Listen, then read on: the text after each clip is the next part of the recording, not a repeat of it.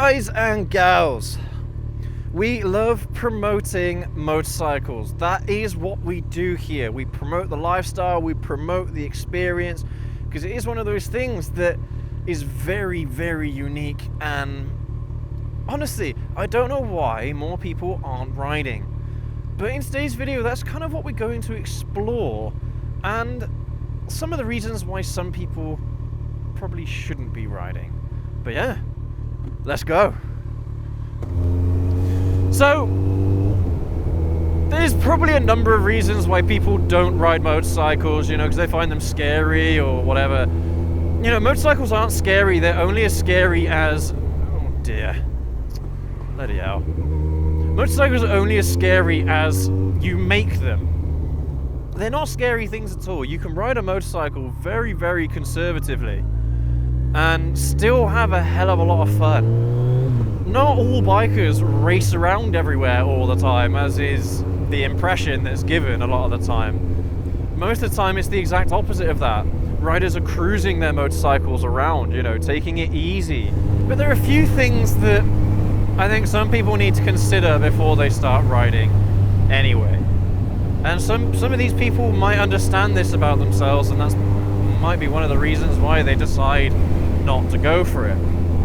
So, the biggest, and look, these references are the experiences that I've had of other drivers on the road. Now, as far as I'm concerned, if you drive a certain way, you're probably going to ride in a very similar manner anyway.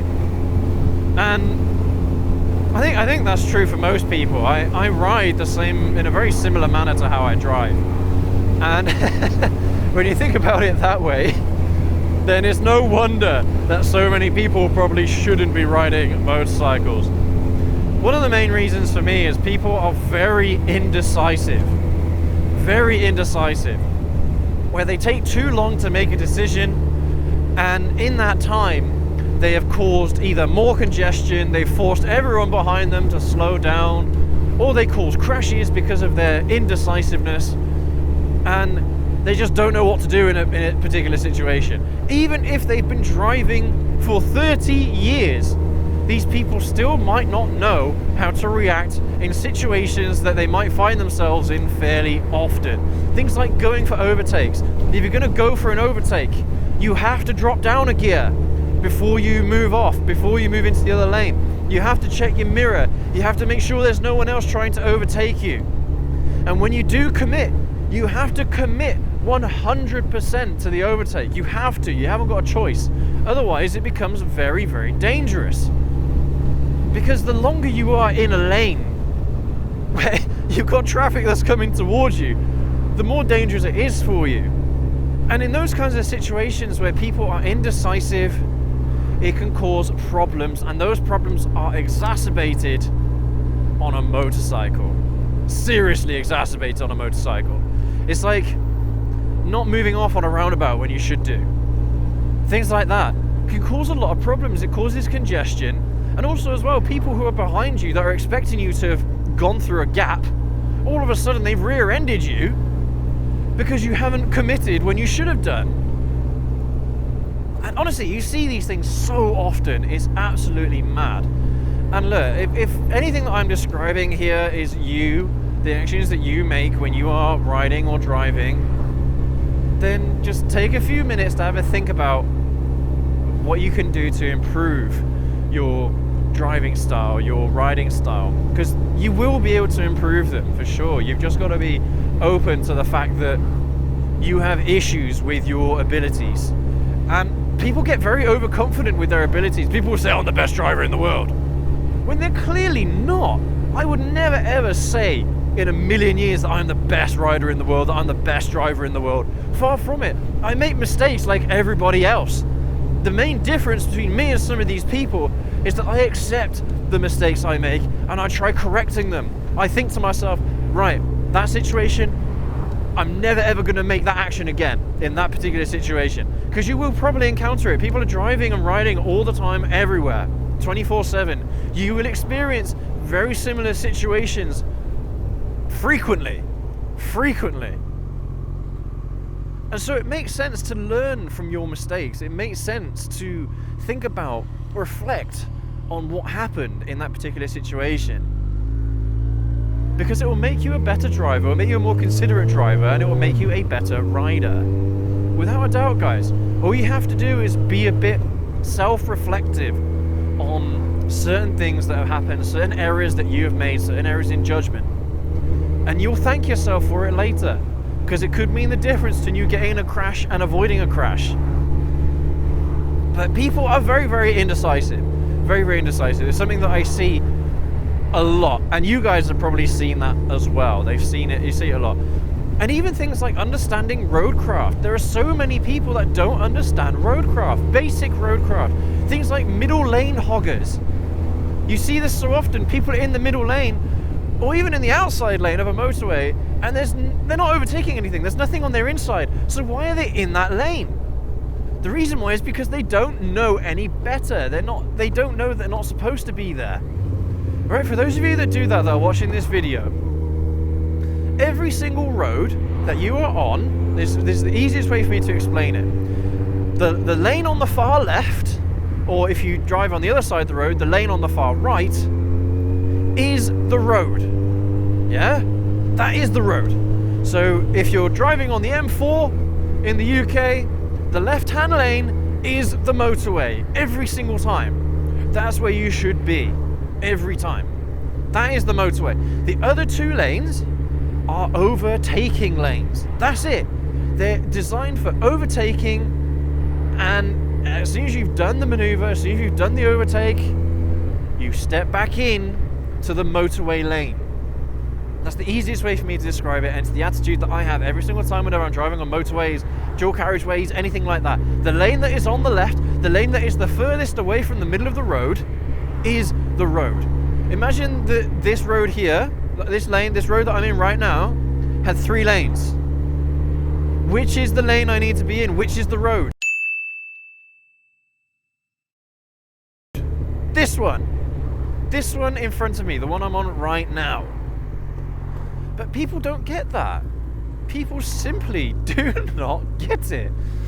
And I mean, general roadcraft and things like that, again, is something that you learn over time. It's something that you start to understand over time. It's not something that you're going to get straight away. So I appreciate that certain people aren't going to know. But again, this also applies to people who have been driving for a long period of time, and they still don't have the roadcraft awareness that they should have for their years.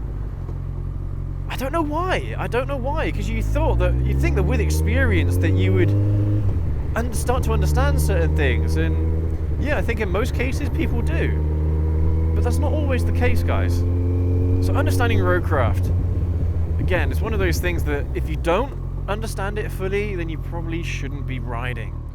God, I hate this crossroads. Why the hell did I come here?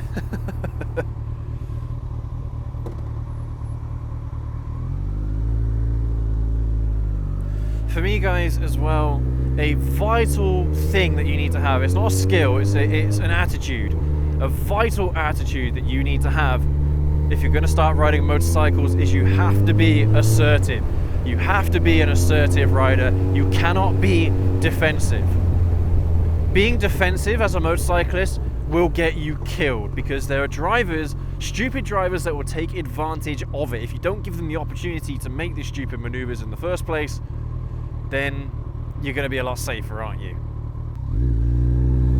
But again, you see it so often where drivers are far too defensive in their actions, and that's especially true, you know, when you're in a line of traffic and you think to yourself, that person should have done an overtake or something, and they don't, when they should have done. Things like that is the attitude that you need to have. You should always, on a motorcycle, you should always be looking to overtake. You should always be in lane 3, more often than not. Lane 3 is this one right here. I mean, look, I'm going to go for an overtake right here. You see? I didn't need to do that, but I did it anyway. And look, the driver behind me also did that, but I think they're being a bit stupid, because it's 40 mile an hour around here. And there've been a lot of speed cameras around this part of the country. They must have some kind of initiative going on. But yeah, I've nearly been caught, I think, a couple of times over the last couple of weeks, because I didn't see the camera vans or something. Yeah, being assertive is very, very important. And that doesn't mean going fast, guys. That doesn't mean going fast. It means just having the right attitude to make decisions that you need to make quickly. I mean, it kind of all ties in together with the whole indecisiveness thing. But yeah, being assertive is perhaps one of the most important things you can do as a rider.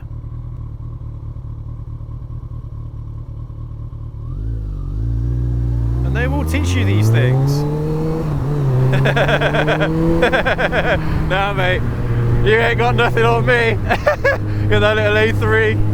Alright, I mean, that's another thing you shouldn't do, is get involved in races with other drivers, to be fair. I mean, I could have smoked him, but it's just funny sometimes to put drivers in their place when they're being stupid, when they think they're faster than you. You get that a lot as well. Drivers will try to race you, and it's hilarious. But yeah, there's something that they will teach you. When you are doing your motorcycle license, when you're doing your CBT even, they should be teaching you about being assertive. Because it's the best way to survive. Being on a motorcycle, you have to be assertive. You have to put yourself in the positions that are the right places to be. And in a lot of cases, it might seem really counterintuitive. Like, for example, being in lane 3 right now, if there's oncoming traffic, seems really counterintuitive. You know, you think you should be in lane 2. You want to be away from the traffic, but no, you don't, because you want to see what's happening ahead of you, far ahead of you. And the only way you can see that is by being in lane 3. So yeah, just being assertive is not a skill, it's a collection of skills, but it's an attitude. Oh God, no, they're changing lanes like that, Jesus Christ. N222 lot. Is that a gang? I don't know. Oh look, we've come into more traffic here. Woo! Great.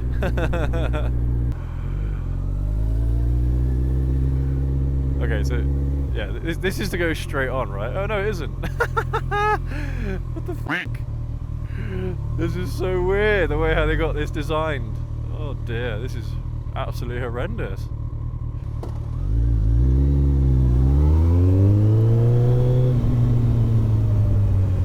Poor sods.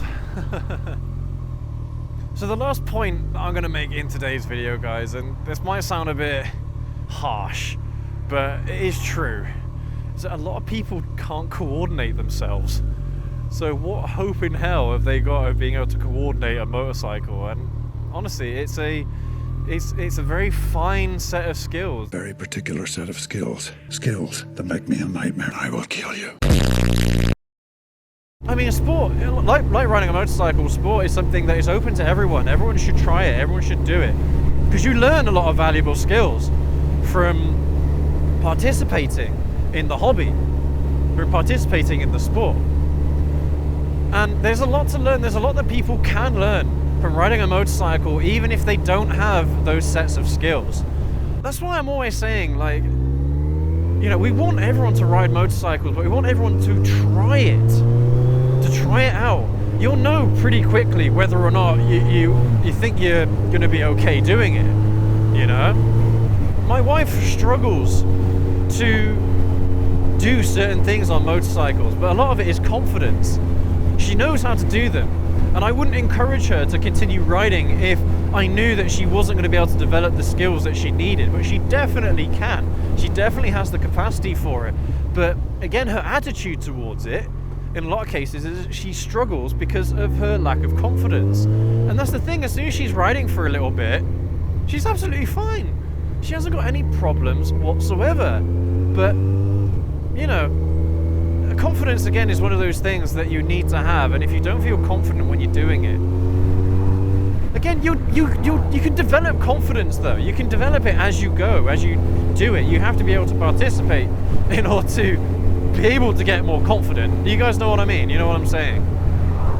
But there are certain people out there that simply do not have the physical capacity to do something like this, or the mental capacity to do it. It takes a lot of concentration. Riding a motorcycle takes effort. It's not one of those things that you can just turn on, start riding, and then not think about. You are actively participating in what's going on.